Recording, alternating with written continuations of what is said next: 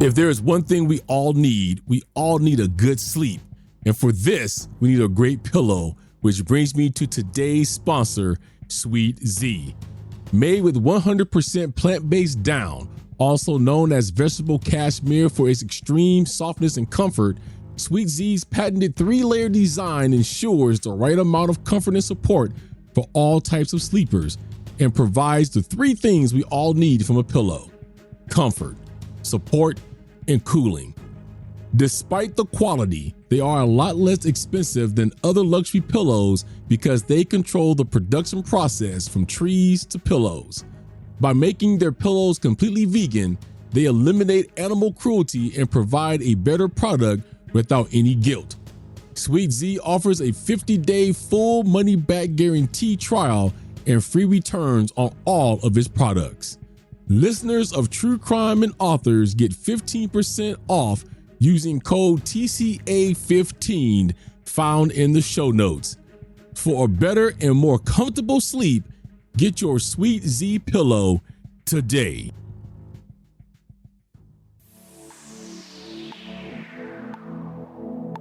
This podcast is part of the Deluxe Edition Network. To find other great shows on the network, head over to deluxeeditionnetwork.com. That's deluxeeditionnetwork.com.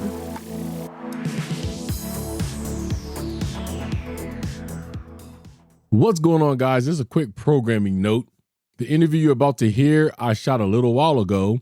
You will hear Dane and myself converse about me possibly being a guest on his show. That did happen about 5 months ago. I was on his show titled The Art Show. I was episode number 141. You will find the link to that episode in the show notes. I hope you guys go check it out. Food. We all must eat it to survive. Some eat meat, some do not. However, is there a horror story that can be told about meat and where our food comes from? Join me as I talk to author Dane Cobain on this episode of True Crime and Authors. Welcome to True Crime and Authors Podcast, where we bring 2 passions together. The show that gives new meaning to the old adage, truth is stranger than fiction. Here's your host, David McClam. What's going on, everybody, and welcome to another episode of True Crime and Authors. Of course, I'm your man, David McClam. Hey, if you guys haven't done so already, make sure you follow us on all of our social media outlets. You can find them one link to a link tree in the show notes and description, and that'll get you all of the links you need for the podcast. All right, guys. Well, if you are following your calendars or been following the show, you know it is yet a time again for me to interview another author. I have a good one for you today. Let me tell you who we're talking to. He is a published author, freelance writer, an occasional poet, and musician with a passion for language and learning. When he's not working on his next release, he can be found reading and reviewing books while trying not to be distracted by Wikipedia. His love of words grew from an early age, whether he was rewriting the lyrics to pop songs or teaching his elder siblings, maths and computer science students at university, how to execute commands in MS-DOS, all before he hit double digits. He started writing at 14 and progressed from lyrics and music to journals, short stories, and poetry before writing the first draft of an early novel, Walson Lectures. He studied creative writing at London's Roehampton University, earning a 2-to-1 bachelor's degree before starting a career as a social media marketer. His short stories have also been anthologized in Local Haunts, or R. St. Clair, We're Not Home, Cam Wolfe, Served Cold, R. St. Clair and Steve Donoghue, and Eccentric Circles, Cynthia Brackett-Vincent. He is the author of Meat, and coming to us all the way from the UK, let's welcome Dane Cobain. Dane, how you doing today? Oh yeah, I'm all right, cheers. How are things with you? Things are going well. I thank you for joining me. I know UK time right now is about after 9 p.m. there. Yeah, it's all right. I'm a night owl, so 9 p.m. for me is a lot better than 9 a.m. So I'm happy, and I've got a coffee as well. Yeah, coffee is everybody's best friend. So you're from the UK. Do I say this right? High Wycombe, is that it? High Wycombe. High Wycombe, okay. Well, our condolences on the Queen. We know that, she recently passed. She was a huge influence to us here in America as well. So that loss was greatly felt across the nation and the world. So let's talk a little about you. So you're interesting. You started writing things, rewriting lyrics to pop songs before you were even 10. Yeah. Tell us a little bit about that. How'd you get into that? Well, my dad was a musician, so I grew up going to see him play gigs. So he wasn't like a big mainstream musician or anything like that, but he played in a sort of 50s and 60s rock and roll band, and they would go and play in sort of just pubs. It was funny, actually. It would always be like the same setup. So they'd normally play bingo as well. So it'd be like the band would play for an hour, then there would be like a break, and the people would play bingo, and then the band would come back on. And yeah, they were doing all like the old rock and roll songs. So a lot of Beatles, Elvis Presley, Chuck Berry, Buddy Holly, all of that kind of stuff. And so I was always sort of surrounded by music when I was young. And yeah, for whatever reason, I started writing basically. It was quite often things like Michael Jackson songs. It was whatever pop song was in, was on the radio all the time. And I just wrote my own lyrics and would go around singing those. And I took it quite seriously. I had a little notebook that I would carry around. And I used to do that when I was anywhere between about 5 and 8. I also did some of my own songs as well, which I still have recordings of. And they're all about a minute long because at the time, obviously, I was a kid, so I didn't really know what I was doing. I didn't know what a song was, how long it was supposed to be. But that's what led me into writing. So I always loved music. And then when I was about 13, 14, I started learning to play guitar. And then I was playing cover songs, a lot of like 3-chord songs and all of this stuff. And then I started writing my own songs. And then it was from there, it was a very easy transition from writing song lyrics to writing poems. And then I sort of went from poems to short stories and eventually a novel, I suppose. So I find it interesting, too, just so our younger audience members who probably don't know what MS-DOS is, all these little fancy icons you guys see on your phones and on computers now, that was not how it was. You had to execute commands and actually type things into the computer to make things work. So how did you get into that at that young of an age? Well, that was literally just because, we didn't have a huge amount of money when I was growing up. So my first computer, so I was born in 1989, which was the same year that the World Wide Web was invented. The internet had been around for a long time before that. But yeah, so the first operating systems I remember was like Windows 95 was probably the main one. I remember I had Windows 3.1 as well. But yeah, I just got given, an old computer that nobody was using and it had no operating system on it. And so my dad just taught me the basics of using MS-DOS, and there were a few old MS-DOS games. Games I remember Commander Keen, that was one that used to have it. And then there was a lot of simple asteroid style games and stuff. But yeah, my half brother and half sister, they're both the one is 10 years older than me and one's 11 years older than me. So again, when I was sort of 8-9 years old, they were at university and they were studying computing. My brother now works for IBM. Yeah, they were learning at university how to program in DOS. And they were coming home and I'd be showing them how to make a batch file, because batch files were your friend, because that was basically, you could preset all of the, lines of code that you wanted it to do. So you didn't have to type it in every time. You could just, it's kind of like creating a shortcut on a modern computer, So that was I remember teaching them how to do that. And we used to play a lot of these old MS-DOS games. It was a lot of fun. I still actually have a lot of nostalgia for those. There's one called Hugo's House of Horrors. And there's a trilogy of these games. And it's one of those games where I think you can use the arrow keys to walk around, but then you have to type in, open door, pick up telephone, or whatever it is. And I was watching somebody play through that on YouTube a couple of months ago, actually. Just again, it kind of gave me that nostalgic feeling of those games I used to play back before there were, PlayStation 4s and all of that stuff. Yeah, it's kind of funny because we were just watching, my family and I was watching Big yesterday with Tom Hanks, and the game that he plays in that movie is a DOS-based game. And I'm probably dating myself, but my favorite DOS-based game that Apple is now bringing back was Oregon Trail. So I'm a little bit older than you, not much, a little bit, but yeah, Oregon Trail was my game back then. I was never any good at that. So, you know, the classic, you have just died of dysentery. That was all I ever got. Like, and I had, just because I was too young, so I didn't know how to play it properly. So I just died every time. So it used to kind of infuriate me. And I remember as well, you used to pick up those, you'd get like a CD or whatever with 100 DOS games. I mean, I remember having like some floppy disks where there was, you know, floppy disk and there's 15 DOS games on it or whatever. A lot of fun. So how does it feel to have some of your short stories anthologized? You know, meaning they're getting read by a lot of people. How did that feel? Yeah, I mean, it's interesting. So I've actually worked on an anthology myself as the editor. And for that, I just brought together a bunch of people that I knew who wrote in various capacities. So some of them are pretty much full-time authors. Some of them were first-timers. And that was an absolute nightmare. It was one of the...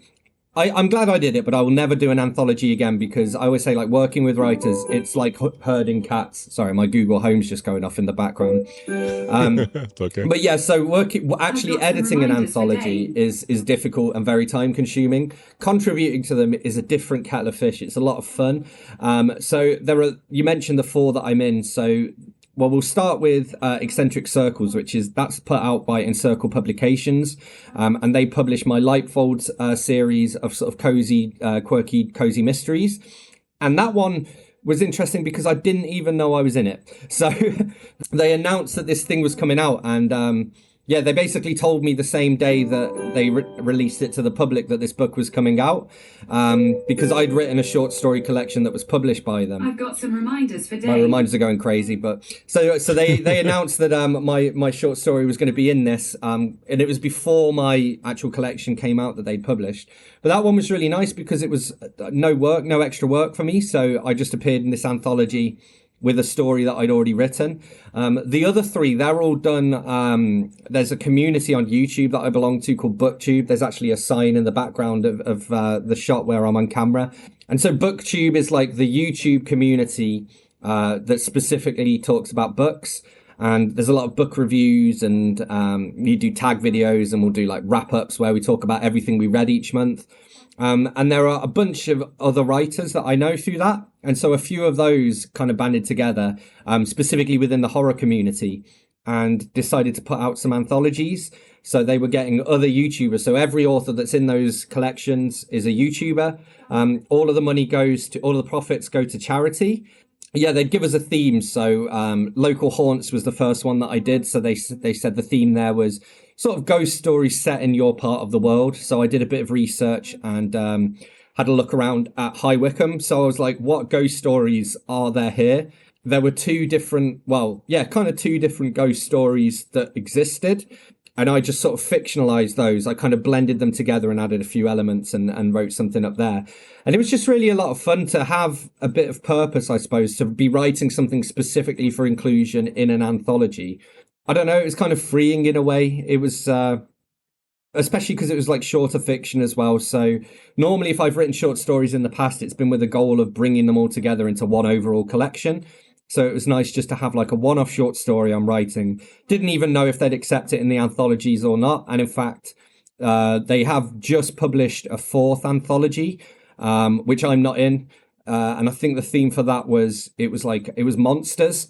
And I don't really do monster horror. My horror is very grounded in people. Mine's like, you know, the evil that man does to other men, you know. So I probably wasn't best fitted for that one anyway. But yeah, the anthology has been a ton of fun to work on. And as you say, I think when you go on Amazon and look at like the sales rankings, I think Local Haunts in particular outsells any of my individual books. And mine was the first story in it as well, which was nice.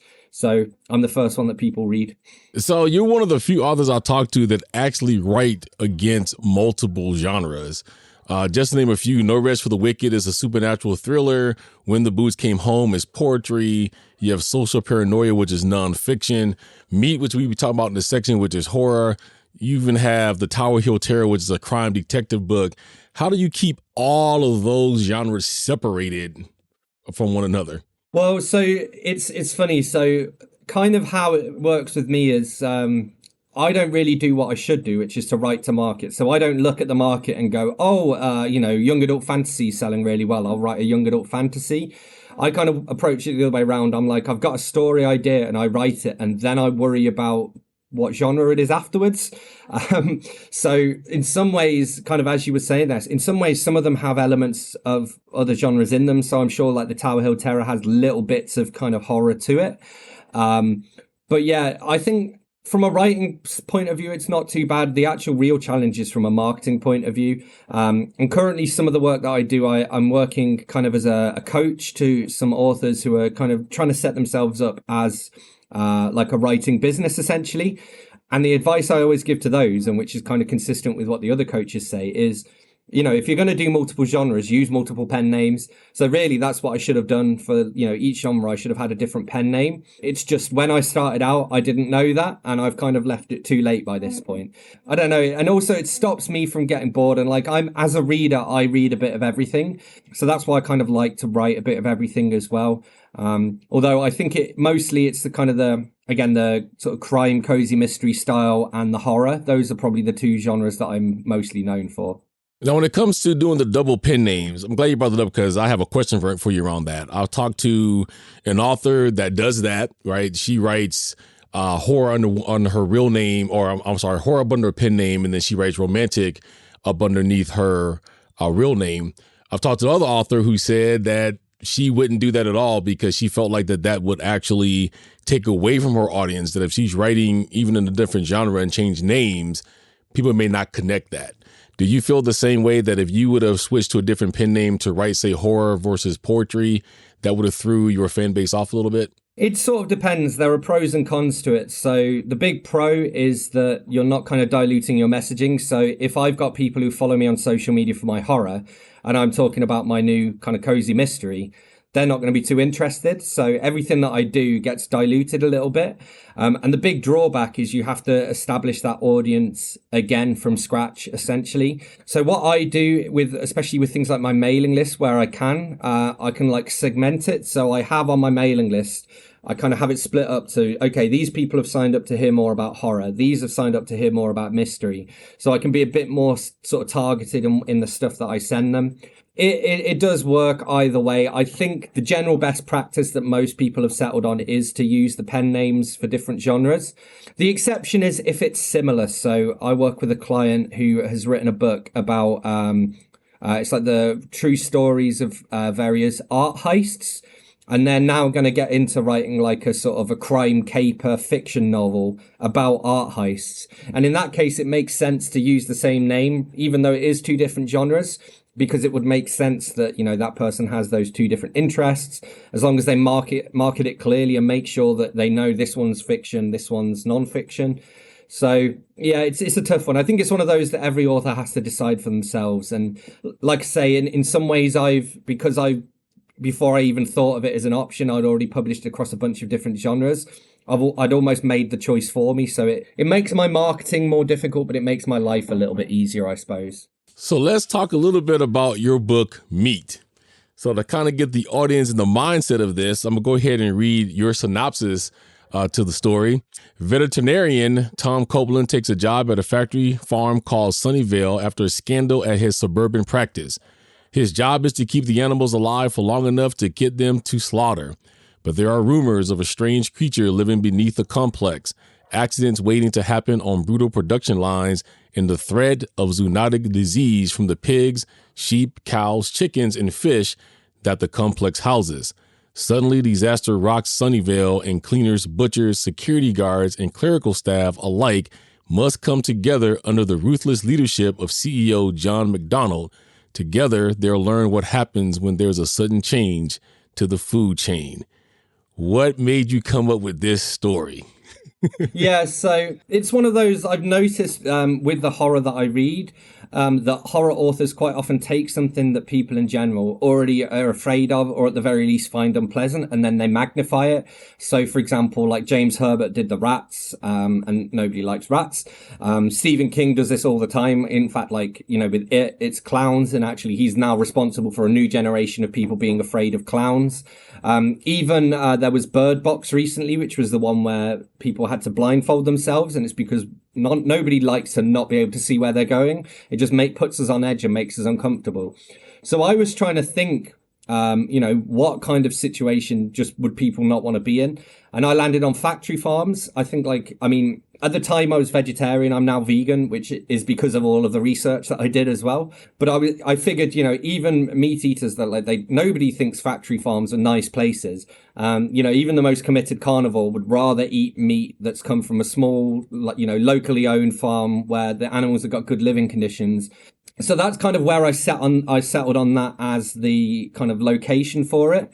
A lot of the characters sort of sprung up almost by themselves. And I just did a ton of research. So I read a load of books. I watched some documentaries. I watched a lot of the undercover footage that activists take and all of this stuff. And I used Margaret Atwood as a bit of inspiration. So what she did when she wrote The Handmaid's Tale, she's been criticized in that because people have said, well, this would never happen. And her response to that is everything that happens in The Handmaid's Tale has happened somewhere in the world. Granted, they haven't all happened together and they haven't all happened in America, but all of the individual things are all based on something that really happened. So I wanted to do the same thing. I wanted to make sure that anything horrible that happens is all kind of grounded in, that's happening somewhere in the world. And then obviously used a bit of artistic license. It was funny because at the time I was writing it, it was kind of just after the UK had voted for Brexit, and it was pre-pandemic. But I used the whole Brexit thing because at the time it was unclear what was going to happen to a lot of regulations because we were governed by EU. And then with us leaving the EU, it meant, okay, so a lot of the regulations that cover farming, for example, we were bound by EU regulations. And because we'd been in that for 40 years, we'd never passed any independent stuff in the UK, which meant that leaving the EU suddenly means that all of these dodgy practices, they're suddenly, legally allowed again. So I did that. And then funnily enough, the concept of it is then this strange disease spreads. And again, I wrote this pre-pandemic and I was finishing my editing just as sort of COVID was kicking in. So it was kind of strange timing. But again, it's one of those things with the pandemic and it, basically people have known for a while that the next pandemic is likely to come from large numbers of animals being forced together. Because that's just historically how it's happened. It's the same with how Spanish flu came and in 1918 or whatever. And so to me, I was like, well, a factory farm makes logical sense for that to be where that would happen, So I sort of took that and then built on it and then made my own horrible disease. And that was kind of my starting point and went from there. Here at True Crime and Authors, I read a lot of books. Every author that you've heard me interview and everyone that you will hear me interview, I've either read one of their books or I'm in the process of reading one. So how do I keep up with all of the books that I read? Well, that is where the show's sponsor, Catch Creations 614, comes into play. Catch Creations makes digital handmade planners and journals, and for those who want something on paper, printables as well. She can make anything from My Little Pony to Black Panther, anything that you can creatively think of, Catch Creations 614 can get it done. With excellent customer service and excellent communication, the owner, Kristen, will make sure that your journal comes out right and perfect the first time.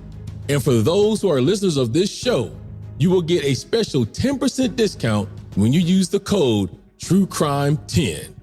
Catch Creations, best handmade planners, journals, and printables in the business. Check it out now.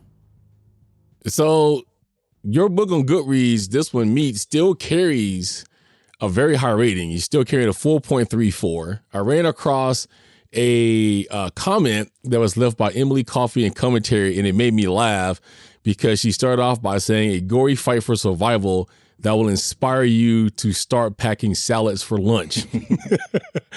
Have you gotten any emails from people that said due to the research, because she gave you credit for all the research. She said that made your book so good is that you did real research and then you spun this into this story.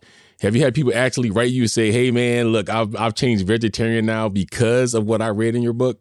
I don't know if I've had anything specific like that. I mean, I kind of hope so, but also I think I say somewhere in there, or anyway, the way I see it is like, it's almost not necessarily my goal. My goal is kind of to give people the information and for them to decide for themselves. And so I've had comments, for example, from people saying it's made me think more about where my food comes from, which to me, that's kind of what I want them to do. And you should do that as well, whether we're talking about meat or whether we're talking about vegetables, you know, like everybody should kind of know where their food comes from. It's something we sort of take for granted these days. So I think those are the most meaningful comments I've had. And also, one thing that I'm pretty happy with is so far I've not had anybody say that it came across as preachy, which is, again, what I didn't want to do. I wanted to provide that kind of that information and then for people to take it as they will, you know. And a few people have said the opposite, that it didn't come across as preachy. I'm pretty happy with that. It was kind of difficult to do. But again, I think it's the same as like with any horror. Like, if you're writing about something that people are afraid of, you know, like if you're writing, I don't know, let's say something about heights, everybody's afraid of heights, for example. And if you spin that into a story, you kind of don't want to actually be leaving people with a message that is, you should be afraid of heights. You kind of just want to leave them with both sides of the argument of like, this is why heights are scary, but this is why actually maybe, you know, not so much. So that's kind of what I was going for. I will definitely say I am a meat eater. I pretty much eat more chicken than anything now. That's because I've been married to my wife now for 20 years and she was a vegetarian. You know, she started saying, you know, all that red meat's not good for you. So, of course, I started looking into that. And I think as I got older, and especially when the pandemic hit, I started looking at packaging. I started looking at where my chicken's coming from, where the eggs are coming from. Are they free range? Are they all cage? So it does play a lot into us that are meat eaters the same now, especially when the pandemic hit. You're like, hey, maybe I got to be a little bit more careful than usual. And then your book is very eye-opening to that. You've done research that a lot of us who are meat eaters don't do. A lot of us that are meat eaters don't want to do. I used to have a friend that worked at a hot dog packing plant for Oscar Mayer. And he's like, man, if I told you everything that went in that hot dogs, you would stop eating them. I'm like, well, don't tell me. So I totally feel where you're coming from on that. Yeah, and I was going to say again, like it's one of those things where as long as people have got that information, and you're actually, again, with chicken is like probably the most lesser of all of the evils. So as you say, like red meat tends to be quite bad. Processed meat, any form of processed meat is pretty bad. But even like environmentally as well, like chicken is the least bad one, if that makes sense, because they tend to be more efficient at converting like grain into proteins and all of that stuff. But funnily enough, so I have a good friend who's a writer and he lives in the US, can't remember which state now, but he lives in what's pretty much like used to be a mine, and it's like he now owns the land, and he does a lot of hunting. And the other thing he does, he grows a lot of his own vegetables as well, and he does a lot of like pickling and all of this stuff. But me and him have this kind of interesting respect for each other because he's like very anti-factory farming as well. And he kind of understands where I come from that. And I understand where he comes from in terms of like his hunting and stuff. It's like, well, at least, you know what I mean? At least you're getting them from the wild where they are living in a natural state. And he makes sure he uses like every part of the animal and all of this stuff. So it's funny how we both kind of approach it from very opposite angles, but we can both meet in that middle ground, you know? Right. I totally agree. So now you're hooking up with Genius Books. You're going to republish Meat, I believe, sometime around the June of 2023. How did you come to hook up with Genius Books, and why did you pick Meat to be one of the books that you wanted to republish? Well, Meat is it's what I consider, I guess, like my magnum opus, I guess. It's my longest book. It's the one that I put the most research and most time into. And probably the one I'm proudest of, the one I want to reach the most people with. And the way that I approach publishing, I have it's called like a hybrid approach. So some of my stuff is self-published. My cozy mysteries are out through Encircle. I have No Rest for the Wicked, my first book, that's out through Dragon Moon Press. And I like this approach of working with different publishers because they can all bring their own marketing to it. I kind of push some marketing back to them. It's kind of an ecosystem in which everybody wins and you don't have to kind of go it alone. So I actually have a virtual assistant. Shout out to Augie. She's my virtual assistant. And what she mostly has been doing for me is she reaches out to bloggers. So she'll find people who are reading similar kinds of books and she'll reach out to them and we'll offer them kind of e-copies. I send out a few physical copies. And so she's been doing that. But one of the things I got her to do was to find a bunch of publishers who might be interested in Meat. She found a list of about 50, 60 of them. I think out of those, I only reached out to about a dozen maybe, because again, it's making sure that they would be a good fit. One of them is actually a press that one of my friends runs, and meat wouldn't be a good fit for them, but I actually have in mind a project I eventually want to kind of work on and pitch to him at a later date. And yeah, so I was just kind of going through the different publishers' websites, looking at the kinds of books they published, looking at the kinds of authors they reached out to Genius. And then, then we hopped on a call and we just sort of got on really well. So we sort of been taking it from there, really. It's, as you say, it's still pretty early days. So we've got like the tentative release date. We're currently working on a new cover design for it. Hopefully things like the editing won't need too much, because I do have an editor I work with anyway. So it has already been edited. They'll have like another pass at it. They had a few suggestions which were quite good as well, so there might be a few bits of added material and things like that. The other thing they said is they would be really interested in seeing it turn into a series, which is something I hadn't thought of, but there is definitely the potential there. I think it's whether I have the energy to do it again, you know? Well, from what I know about them, I know you're kind of in the early stages with them.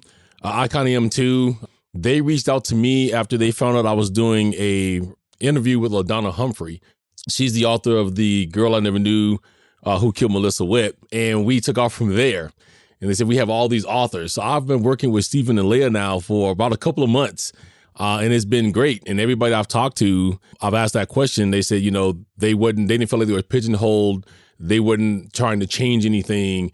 And what they did is they tried to push their authors into greater areas. So like in your case, they feel like Meat could become a series. From the book, I feel like it could become a series too, right? Because of the way your book is written really well. You kind of like get to the end, you're like, is that it? Can we get some more? So I think you guys will have a good relationship. If the relationship turns out the way that you wanted to, will you be releasing any other books up under the Genius Books label? Yeah, I mean, so the way I'm kind of seeing it with them at the moment is we're going to do Meat. We'll get Meat out and then we'll see what's next. So whether I do work on a sequel to it, I have a couple of other horror projects they might be interested in. So we'll kind of see how it goes. But yeah, as you were saying, like they've really got a lot of experience between them as well. And yeah, they're just really nice people. They have some really good books on their list as well. And so I've probably known them for about as long as you have, I would say. And I had Stephen actually on my show, and we had a really interesting chat there. I've read his book, The Hungry, which he wrote with, can't remember the guy's surname, Harry Shannon. He wrote with Harry Shannon. And that was really interesting because that's like a zombie book and Meat has bits of zombie to it. So yeah, it was, that was also a series as well. But that's probably the first thing that I do really when I reach out to presses with any of the publishers I've worked with. Normally I'll start by having a look at what's on their website, look at some of their books, and I'll reach out to them. And then if things are going well and we are looking at working together, that's when I'll usually pick out some of their flagship books. So I'll kind of see which one are they promoting the heaviest. And then I'm going to get a copy of that and read it and see what I think. And Stephen's book didn't disappoint. And again, as I say, there's about 5 in that series, so I need to finish that at some point. But too many books, too little time. So that's a great segue into speaking of your show. For you guys that don't know, not only is Dane an author, he's very busy. He's also a radio show host. He runs his own show called The Art Show. Why don't you tell the audience a little bit about The Art Show, what it's about, and where they can hear it at? So it's funny. It all started out. So we have a local radio station here in High Wycombe called Wycombe Sound. And it goes out kind of over the airwaves and then also online and all of that stuff. And somebody I know, funny enough, she's also a vegan. She's been vegan for about 30 years. So she remembers before there were Beyond Burgers and all of this really delicious vegan food. But yeah, she used to run a radio called Planet Clare. And she used to have me on once a month and I'd literally talk to her about the books that I'd read over the previous month. And it kind of grew out from there, really. She was saying that she always looks forward to having me on the show. And she sort of asked me if I'd ever thought about my own show. And I said, no, not really. But then, so I went into the radio station, met some of the other people there, did a bit of training. And I was due to start doing it live from the studio. And the first week of my first show was when we had our first COVID lockdown in March 2020. So it was literally, I think we went into lockdown about 3 days before I was supposed to do my first show. So we pushed back the launch by a week, and I just I did it from home. The studio has now since reopened, but I just do it from home anyway because it's kind of evolved. So it's all pre-recorded as opposed to live. And it's kind of a hybrid between a radio show and a podcast. So I also put it up on iTunes and Spotify and things like that. I do it via video. So then the video goes up on my YouTube channel. And I have a different guest on each week or most weeks. I try and focus on people in the local area, but I mean, I think we've got about 100,000 people in the town. So it's a decent sized town, but after a while you start to run out of people. So then I've talked to a lot of, international people, anybody involved in the arts really. So we've had a lot of musicians, we've had a lot of writers, but then we've had also things like we've had one guy who does sound at live music events. We've had a dance group. Yeah, just sort of bringing the different people in, play a bit of unsigned music and it's a lot of fun. But yeah, that started, as I say, March 2020 and it's just continued. So I'm still doing it, And yeah, and it actually really benefits me, the fact that it is all pre-recorded, because as you say, I do a lot of things, so I get very busy. And so it helps that I can, when I have a quiet period, I can do a few shows in advance and that sort of thing, or I can dedicate a week to interviewing 10 people and then that's guests for 10 weeks sorted, Well, as you know, my show is pre-recorded, and I know you totally understand this, but if it was not, for one, the sheer amount of authors that I just have just for my first season, if I wasn't pre-recording those, there's no way I can keep a weekly schedule. Plus, you have to go into editing and all of that stuff. So pre-recorded shows is, I think, one of the best ways to go. My hats go off to people like Joe Rogan, who does this live all the time. You can't cut anything out when it's live. If it's live, it's live. Yeah. So for those of us like yourself and myself, it is easier to have a pre-recorded show. We can get those episodes out in a timely manner to people who's expecting those once a week or a month or however we release those. So I totally feel you on that. So congratulations on the show, man. Welcome to, we're both in the same genre, so that's awesome. Well, and as I was saying, hopefully you'll pop by and be on my show one time soon as well. Yeah, man. Anytime you want me there, let me know. We'll definitely make that happen. That'll be great. And I appreciate the opportunity. So in closing, what would you like to say? Well, first of all, what would you like people to get out of meat when they're reading it? I think, as I say, it's to just think more about where their food comes from. If they want to reduce kind of meat consumption, that's great. If not, at least if you're just thinking about where it comes from, I think that's a big sort of step up.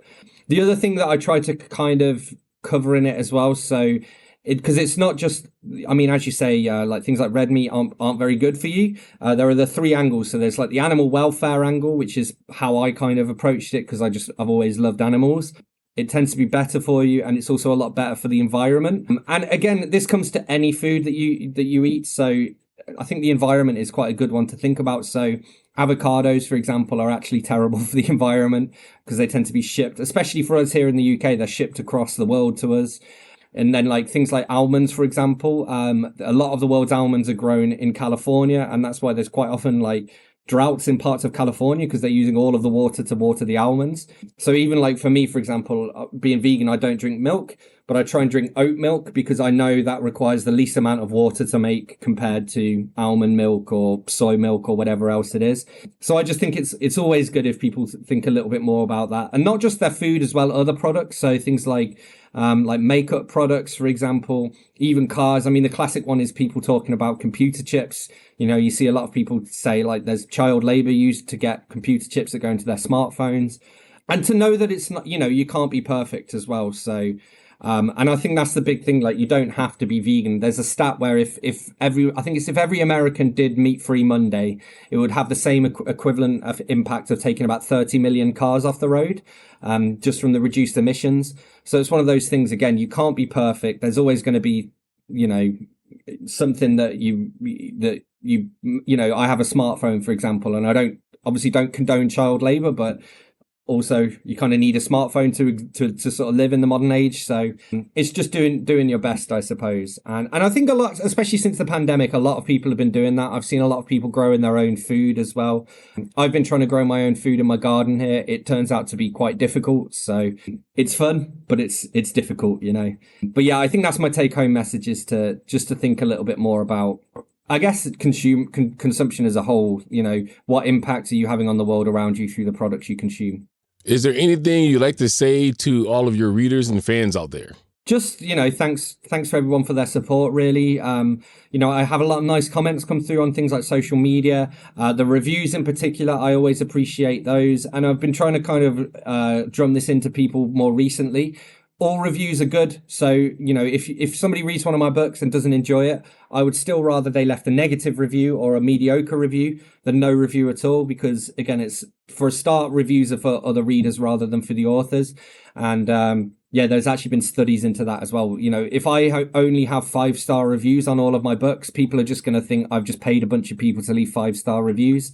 The occasional negative review makes it seem more realistic. And at the end of the day, that's kind of what I want. I want honest feedback, whether people enjoy it or not. But I just love to hear from people. So don't be afraid to reach out and say hello. Well, Dane, I thank you for joining me today. Meat is definitely a good book. I look forward to reading some of your other books here because they all look and sound awesome. And I look forward to seeing the things that you do in the future, especially with Genius Books. So thank you for coming on today. Thanks for having me.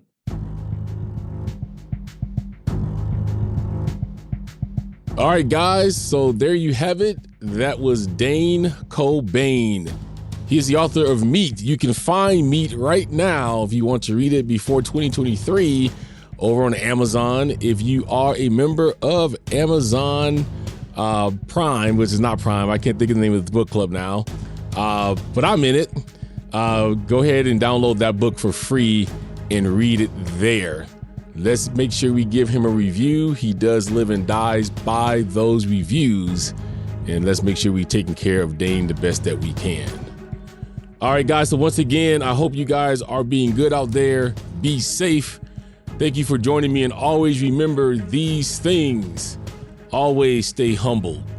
A little love and compassion goes a long way. And this is the podcast where two passions become one. We'll catch you guys in the next one. Thank you for listening to True Crime and Authors. Don't forget to rate, comment, and subscribe. Join us on social media. On Facebook at True Crime and Authors. On Twitter at Authors True. On YouTube and TikTok at True Crime and Authors. And email at truecrimeandauthors@gmail.com. Cover art and logo designed by Dazzling_Ray from Fiverr. Sound mixing and editing by David McClam. Intro script by Sophie Wild from Fiverr. And I'm the voice guy, your imaging guy from Fiverr. See you next time on True Crime and Authors.